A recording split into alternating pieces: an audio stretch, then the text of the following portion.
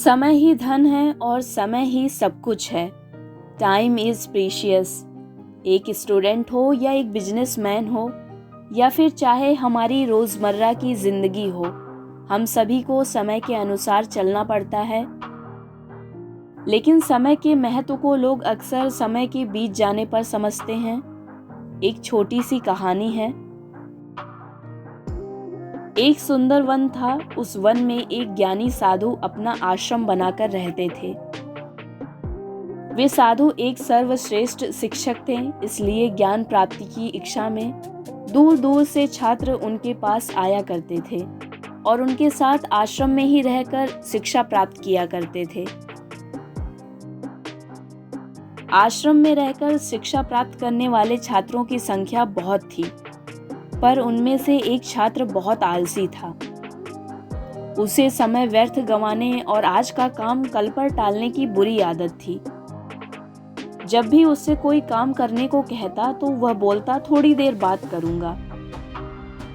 गुरुजी इस बात को जानते थे, इसलिए वे चाहते थे कि शिक्षा पूरी होने और आश्रम को छोड़कर जाने से पहले वो छात्र आलस छोड़कर समय का महत्व समझने लग जाए। काफी सोच विचार करके गुरुजी ने एक योजना बनाई। एक दिन शाम के समय उन्होंने उस आलसी छात्र को अपने पास बुलाया और उसे एक पत्थर देते हुए कहा, पुत्र, यह कोई सामान्य पत्थर नहीं बल्कि पारस पत्थर है। लोहे की जिस भी वस्तु को ये छू ले वो सोना बन जाती है।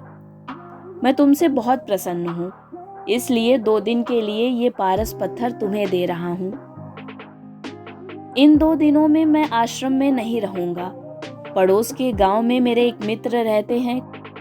काफी दिनों से वो मुझे अपने घर पर आमंत्रित कर रहे हैं, पर समय ना मिलने के कारण मैं जा नहीं पाया। आज मौका मिला है तो सोच रहा हूँ उनके घर चला ही जाता हूँ। जब वापस आऊंगा तब तुमसे ये पारस पत्थर ले लूंगा। उसके पहले जितना चाहो उतना सोना बना लो। छात्र को पारस पत्थर देकर गुरुजी अपने मित्र के गांव चले गए। इधर छात्र अपने हाथ में पारस पत्थर देख बहुत खुश हुआ।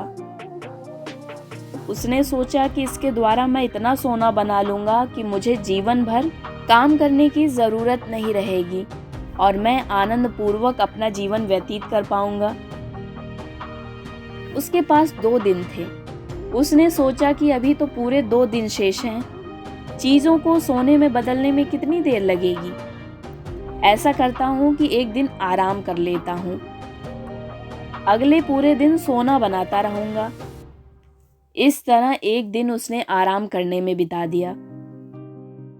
जब दूसरा दिन आया तो उसने सोचा कि आज बाजार जाकर ढेर सारा लोहा ले आऊंगा और पारस पत्थर से छूकर उसे सोना बना दूंगा।